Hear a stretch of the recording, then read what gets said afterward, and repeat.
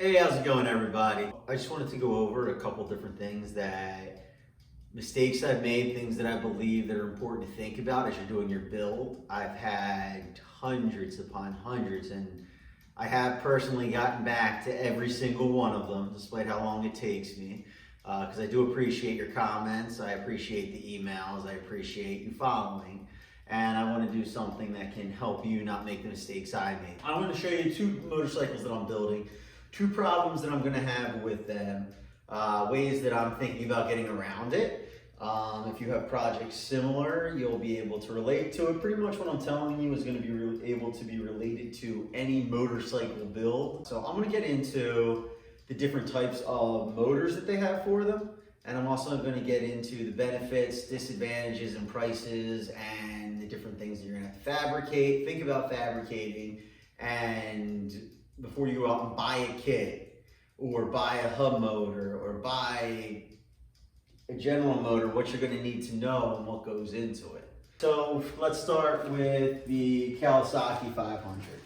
So for a motorcycle like this, I have two options that are actually viable. I can go with the hub motor, which is in one of my other videos that I'll link to up above, which is essentially the motor is inside the tire. What you have to do is take off the rear tire, slide the other motor in, wire it up to a controller, put the batteries in, and I'm oversimplifying this, and you're ready to go. The benefits of that is that you're saving space in the cradle for batteries. So now I can put batteries all in here, put my controller back here, and I have a ton of space in your bike. You have multiple different choices when it comes to battery selections, but what people don't think about is that this motor here can put out around 800 amps. Most of the hub motors that I work with, the bigger ones, put out 800 amps. Here's a battery that's 100 amp hours. This battery can only discharge at 3C. So if you were going to use this motor, you're gonna have to get 26 times 3, and that'll get you to the 900 amps you need to run this at full capacity. If you go with a hub motor, the brakes will not fit. So you have to fabricate a brake mount or get someone to fabricate a brake mount for you. That is not as easy as you think. I know you watch the videos and you see people weld it up in 2 seconds. It took approximately 10 hours to mount and align the brake caliper on that Ninja 250 build I did, which I will link up here. That at a machine shop is usually around $75 to $85 an hour. So that's $850 just to mount the brake caliper. Then you also have to have a mount to hold or develop a piece or create a piece to hold the hub motor inside or onto your swing arm. Because when you put the hub motor on, the axle is part of the tire. So you can't just slide it in here. You have to cut out a notch, drop your tire in here, and then reinforce it and make sure that it doesn't fly out the back as you're doing 100. So those are things to think about. When you're using this motor, it's not as big of a deal because all you have to do is line it up with the chain, get the right chain and sprocket ratio, and you're good to go. But with that, once again, you have to fabricate a motor mount. If you're looking at this in here, this takes up a lot of real estate. So now you only have that area to put batteries, your controller, and everything else. That's still a decent amount of space, and I could probably do it, but it gets a lot more difficult. So that's what you would do on something like this. This is a mid-size sports bike. Some of the newer bikes are a little better. Here's one more thing to look at. It's really good to look and try to get a motorcycle that's got an open frame like this. Most of them nowadays do. A lot of the older bikes have one single route going across. Actually, I have one over here that I want to show you.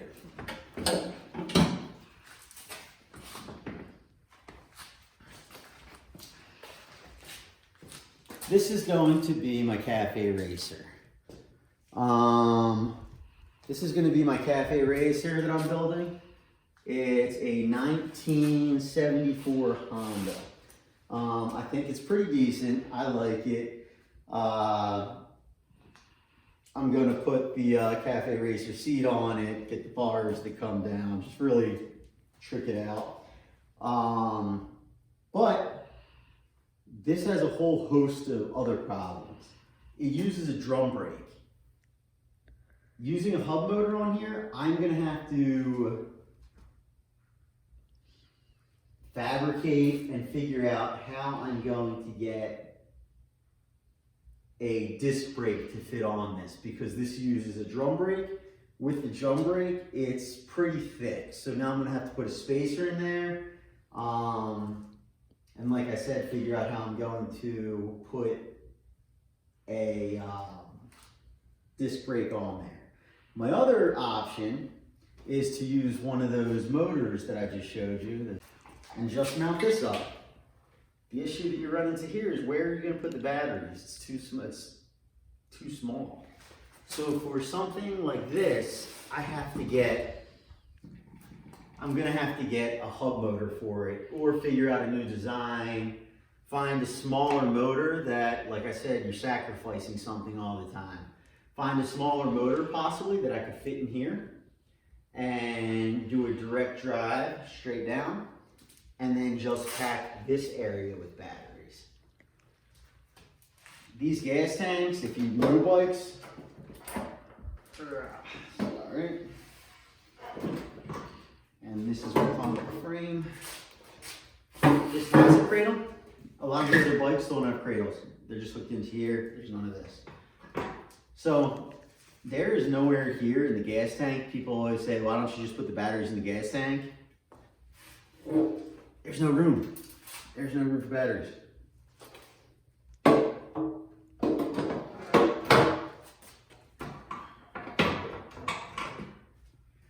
So one of the things that I tell people all the time when you're doing builds is make sure that you're looking at your bike, you decide what you're going to do, and then you stick to it.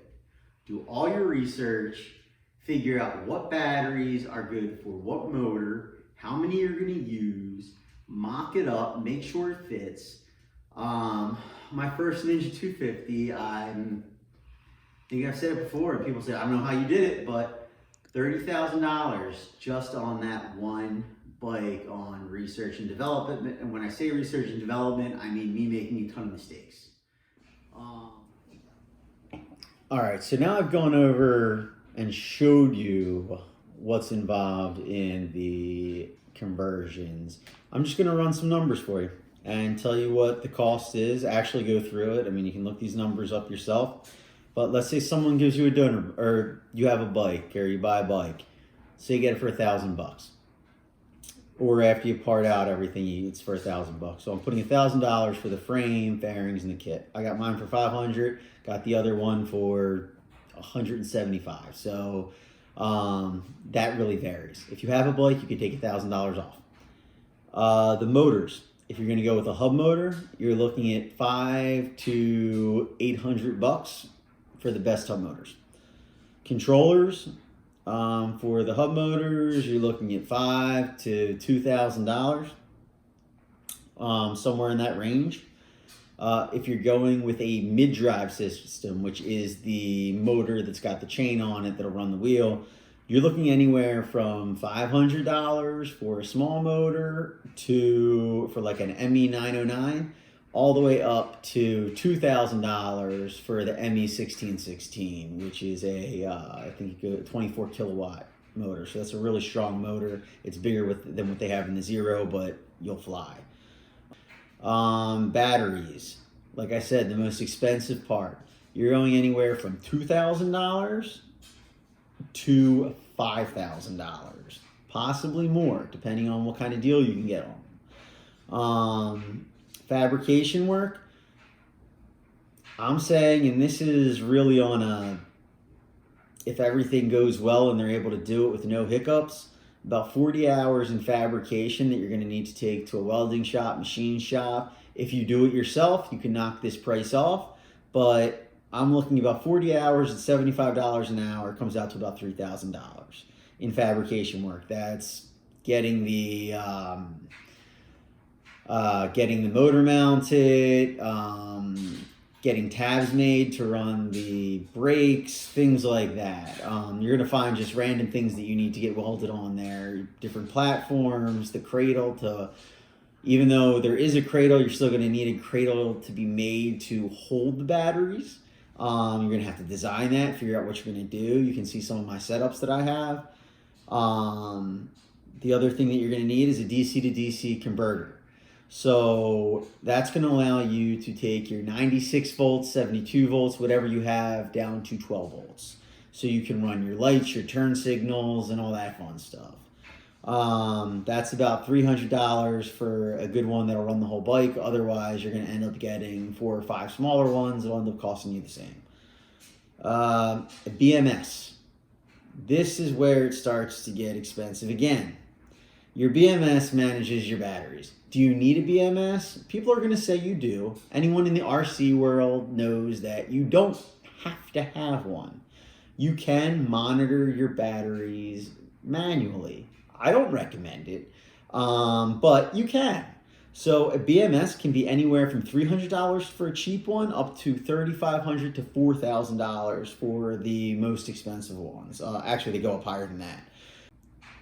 You're going to need a charger. Chargers, anywhere from $500 up to $1,000. They can go up to about $3,000 if you want to get fast charging ones that can charge your bike in an hour.